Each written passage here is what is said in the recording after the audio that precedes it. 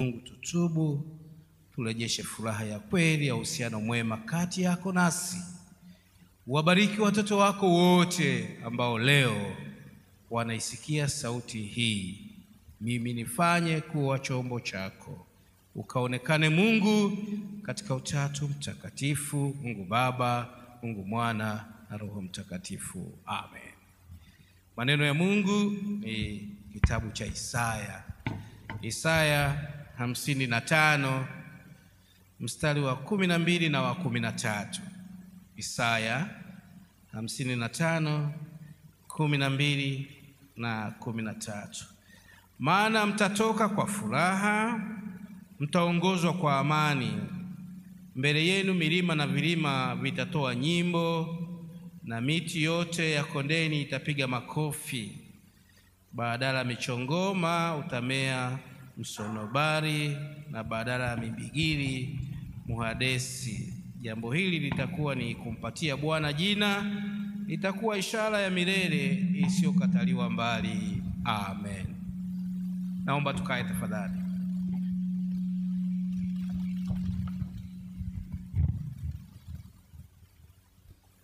Nitazungumzia mambo matano ya kutusaidia katika imani yetu, katika tumaini letu la kumtegemea Mungu.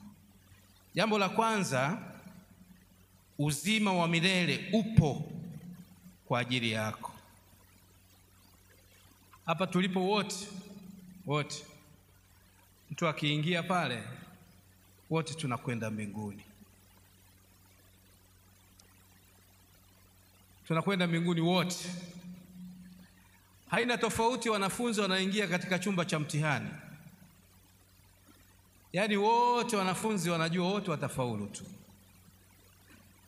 Lakini mwalimu akianza kusema wagawie karatasi, wape na kalamu, anza kuandika kutoka kwenye maksi 100, utajikuta una maksi 5. Aliyezitafuta ni wewe mwenyewe. Na hata ukiwa ndani ya ibada kama hii, tulivyokaa kwa utulivu hivi na usikivu hivi, mtu akija hapa asema watu wote wanakwenda mbinguni. Na ndio maana akasema uzima wa milele upo kwa ajili yako. Sasa uzima wa milele hauko mbinguni, ifahamike hivi. Mazingira mazima ya uzima wa milele yanaandaliwa na mtu mwenyewe. Yaani wewe mwenyewe ndio unaandaa mazingira ya kuingia uzima wa milele au usiingie. Sasa hapo hakuna wa kumlaumu, kwa sababu unachagua mwenyewe. Injili ya Yohana sura ya 17 mstari wa 3 unasema hivi: na uzima wa milele ndio huu, wakujue wewe Mungu wa kweli na Yesu Kristo uliyemtuma. Kumjua Mungu na kumjua Yesu Kristo. Sasa katika Injili ya Yohana sura ya 1 mstari wa 12 unasema hivi: wote waliompokea hao wamefanyika kuwa watoto wa nani? Wa Mungu. Sasa tumempokea Yesu, tunamjua Yesu, sisi ni watoto wa Mungu. Na hivyo tunatamani kwenda mbinguni, nyumbani, mahali Baba alipo. Ni pazuri na kila mtu anatamani.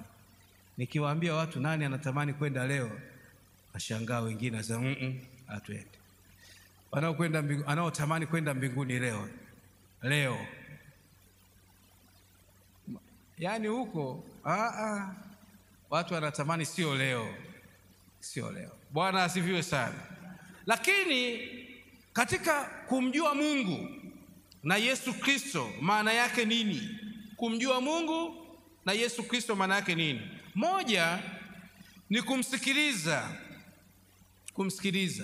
La pili, kumtii Mungu. La tatu, kuwapenda watu walioumbwa na Mungu. Lakini la 4, kutubu makosa yako na kurudi kwa Mungu. Huko ni kumjua Mungu. Yaani mtu huyu tunasema huyu anamjua Mungu na huyu anampenda Mungu. anamjua Mungu, anamsikiliza, anamtii? Hivi hao wanaomzunguka anawapenda? Hivi dhambi ambazo amezifanya ametubu?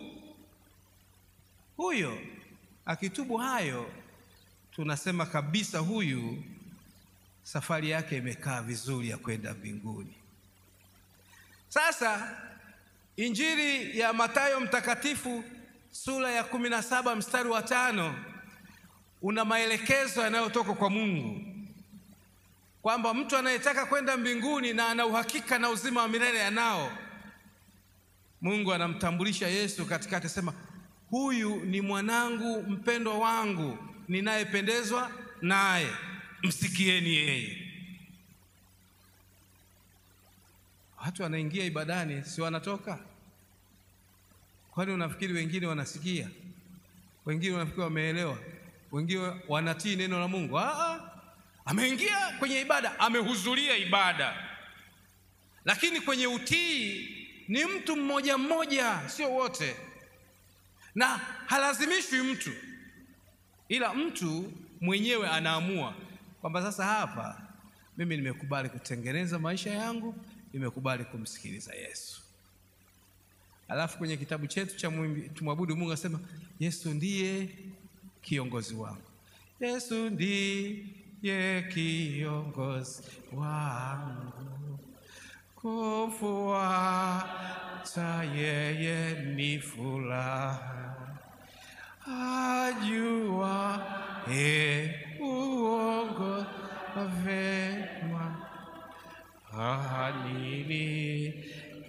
nisione shida, analeta raha moyoni. Sauti,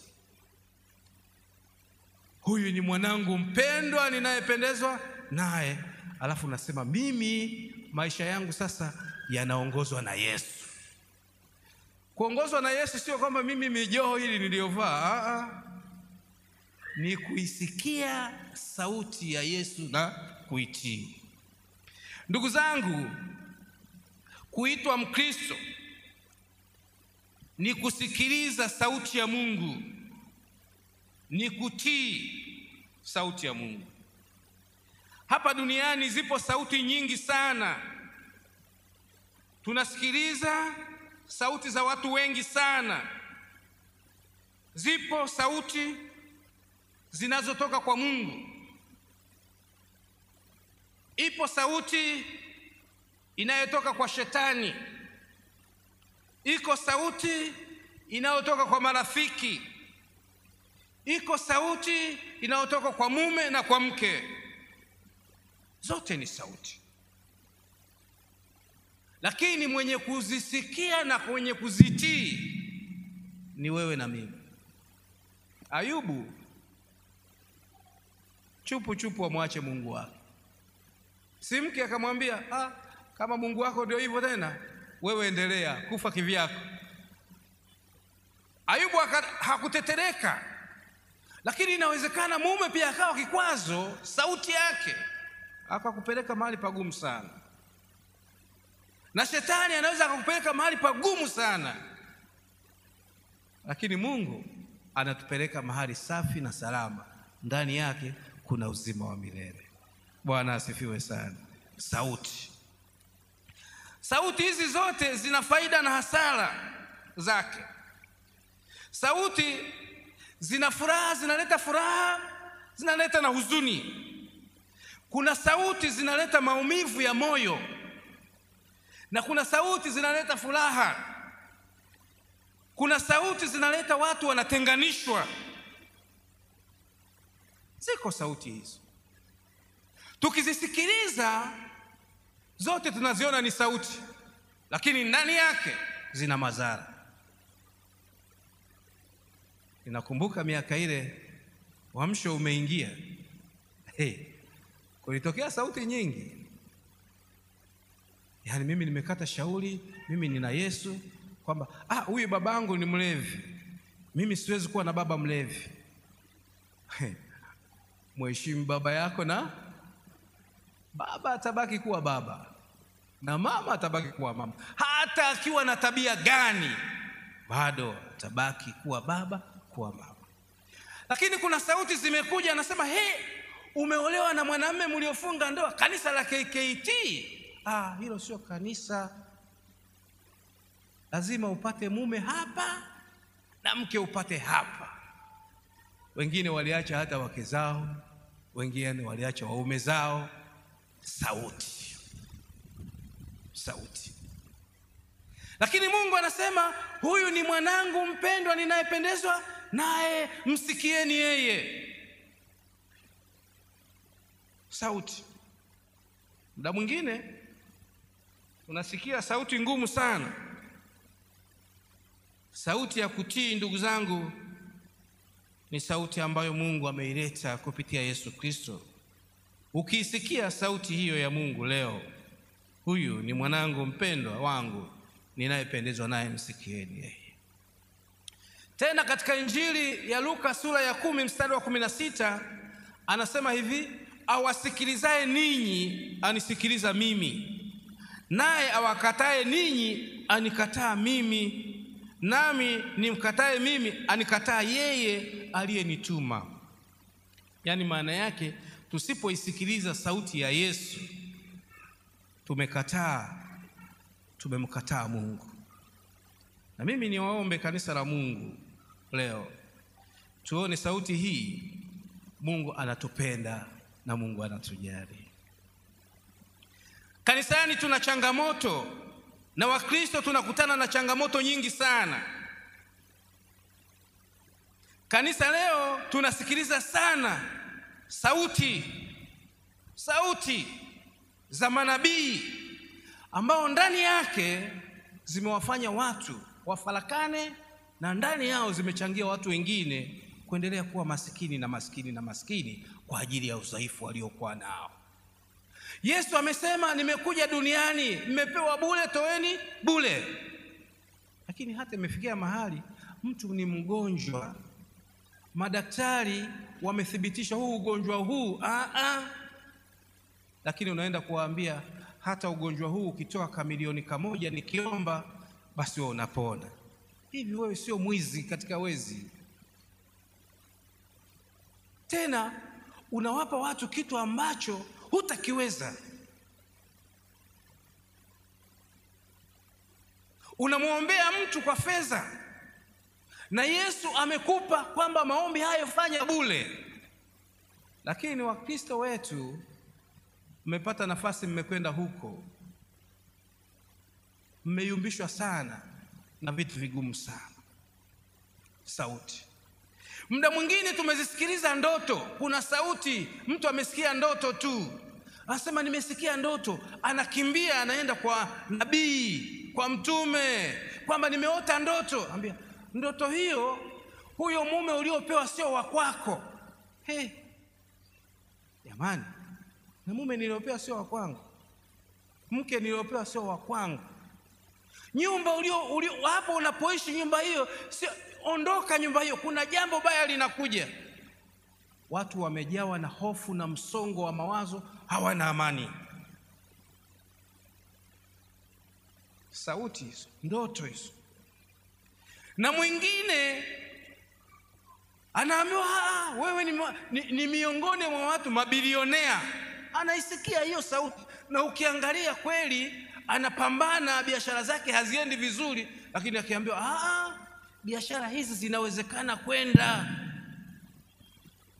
sikuna kakafara kakutoa, mtoe mama yako, mtoe baba yako, mtoe mwanao kafara. Zinakupa maelekezo mengine, wewe kama ni kijana mbaki hata mama, kabaki katoto kadogo ili uwe tajiri. Mwisho wake sauti hiyo unafumbua macho huko gerezani miaka na miaka. Sauti. Tuna sauti nyingi tunazisikia. Mimi ninawaombea watu wa Mungu, uzima wa milele hauko mbinguni. Uzima wa milele unaandaliwa na wewe leo hapa. Bwana asifiwe. Bwana asifiwe. Sasa hayo ni ya kila Mkristo ambaye anapaswa ayazingatie. Sasa Kumsikiliza Mungu au Yesu, tafasiri yake ni kuacha dhambi na kurudi kwa Mungu. Isaya 1:18-19, haya njoni tusemezane, asema Bwana, dhambi zenu zijapokuwa nyekundu sana, zitakuwa nyeupe kama theluji, zijapokuwa nyekundu kama bendera, zitakuwa nyeupe kama sufu. Kama mkikubali na kutii, mtakula mema ya nchi. Kule mbinguni ni kula mema ya nchi. Tena tunaambiwa kule hakuna kuoa wala kuolewa, si ndio? Alafu kule kuna nyimbo tu, kuimba tu, kuimba. Sasa hapo ni mahali pazuri, hapo ni mahali pazuri. Sasa somo hili linatukumbusha mambo mengi sana. Na Mathayo 11:28, Mungu bado anamtamani mwanadamu apate uzima wa milele. Anasema, njooni kwangu ninyi nyote msumbukao na wenye kulemewa na mizigo ya dhambi, nami nitawapumzisha. Kanisani kuna watu wana mzigo wa mawazo, wana huzuni, wana msongo wa maisha, dhambi na hatia, matatizo ya kifamilia, kuna matatizo ya kiuchumi, ya kiafya. Yesu bado anatuita kwa lugha nyepesi sana, njooni nami nitawapumzisha. Tafasiri yake kutupatia amani ya moyo, amani ya moyo, kutuondolea hatia, kutupa nguvu mpya ya kiroho, matumaini endelevu, lakini kuwataka Wakristo wapate uzima wa milele. Na hapa ndipo tunapopahitaji. Sasa wakosaji, fikirini mwisho wa njia zenu. Anaposema wakosaji, hazungumzii watu fulani. Wakosaji ni watu wote. Na ndio maana Biblia inasema Mungu alipoangalia akaona watu wote wamepotea na wametenda nini? Dhambi. Tumepungukiwa na utukufu wa Mungu. Hivyo Mungu kumbe anataka sisi sote tutengeneze maisha, alafu tuwe na uhusiano na Mungu. Bwana asifiwe sana. Haijalishi ni askofu, haijalishi ni mchungaji, haijalishi ni mzee wa kanisa. Mungu anachofurahia ni kutengeneza. Rudi. Sasa somo hili linatukumbusha mambo ya msingi, mambo ambayo Mungu anatupa wito wa kutubu, lakini nguvu ya neno la Mungu na ahadi ya ukombozi ya amani. Wakristo tunaalikwa na Mungu, kila mtu apokee uzima wa milele, apokee baraka za Mungu pasipo malipo, kwa kugeuka kwa imani, ila kwa kutii neno la Mungu. Mungu anatupa wito kama kanisa, kila Mkristo, kutafuta uso wa Mungu. Isaya 55:6, mtafuteni Bwana maadamu anapatikana, muiteni maadamu yu karibu. Mungu anatamani kila Mkristo autafute uso wa Mungu. Ni wito wa kutafakari mienendo yetu sasa. Pale ulipoanguka ukatengeneze. Patana na mwenzi wako, patana na ndugu yako, patana na rafiki yako. Pale ulipoanguka mrudie Mungu. Isaya 55:7, mtu mbaya na aache njia yake, na mtu asiye na haki aache mawazo yake, na sauti inayofuata ni kutenda mema. Tunaitwa kutenda mema, tunaitwa kutenda haki, tunaitwa kuchukia mambo mabaya katika kanisa na taifa kwa ujumla wake. Na hata yaliyotokea katika taifa letu, hakuna mtu ambaye amefurahiwa nayo. Tumelaani, ni jambo baya, kwa sababu kupoteza uhai wa mtu ni laana katika taifa, ni laana katika nchi. Hivyo tunahitaji kurudi kwa Mungu kwa njia ya toba, na Mungu anatualika. Ni wito wa kumrudia Mungu, ni wito unaotutaka kila Mkristo atende mema, ni wito wa kumrudia Mungu, wa kutafuta amani zaidi na familia, kutafuta amani na Mungu, kutafuta amani hata na wale uliowakosea. Ni wito unatutaka kurudisha uhusiano na Mungu, alafu Mungu anatupa neno zuri kwamba atatusamehe. Ule mstari anasema wa mwisho anasema anatusamehe, anatusamehe dhambi zetu. Na ndio maana mnaona kwamba Mungu akimwona mtu anatubu, anarudi kwake, mbinguni kuna furaha kubwa sana. Luka 15:10 anasema, nawaambieni vivyo hivyo kuna furaha mbele ya malaika wa Mungu kwa ajili ya mwenye dhambi mmoja atubuye. Yaani mtu akitubu, malaika huko wanafurahi, mbinguni huko wanashangilia kwa ajili yako, kwa ajili yangu uliyetengeneza maisha yako. Mwisho, maneno ya kumbukumbu ndiyo yanatupa nafasi ya maamuzi kwako na kwangu. Kumbukumbu 30 mstari wa 19 unasema, nimekuwekea mbele yako uzima na mauti, baraka na laana, basi chagua. Sasa ukifikiria uzima wa milele huko mbinguni, utakuwa umepigwa chenga ya mwili. Uzima wa milele huko hapa. Ukiuchagua sasa, unaupalilia, unautengeneza, na kikubwa, Mungu ametupa njia. Injili ya Yohana sura 14 mstari wa 6, Yesu akasema, mimi ndimi njia, kweli na uzima. Mtu haji kwa Baba ila kwa njia ya mimi. Sasa kama njia ni Yesu, kanisa la Mungu, taifa la Mungu, tumshike Yesu sana. Tengeneza. Kama njia ni Yesu, leo uchague uzima. Leo wala usichague mauti. Usichague mauti. Kuna wale wanaonyeshaga mchezo wa ajabu kwenye simu zetu za mikononi. Huku mwingine kashika Biblia, huku kashika nini? Fedha, si ndio? Unashangaa mtu anachagua fedha, anaacha nini? Anaacha neno la Mungu, si ndio? Acha neno la Mungu. Na mwingine inakuja simu, huku neno la Mungu, simu ni muhimu, neno la Mungu halitaki. Sasa uchaguzi ni wa duniani tu, mifano ni midogo tu, lakini ninachotaka kuwasihi Wakristo wenzangu ni muda wa kutengeneza. Ukitaka uzima wa milele, tengeneza. Wakosa jifikiri chowa jiaze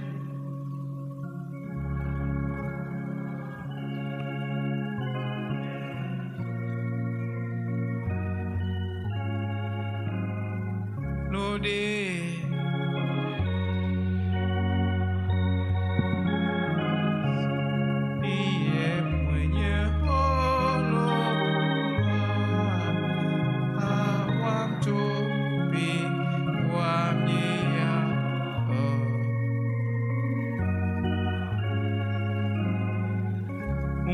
anatupa wito wa furaha, wito wa matumaini, wito wa kumrudia yeye, wito wa kutengeneza maisha.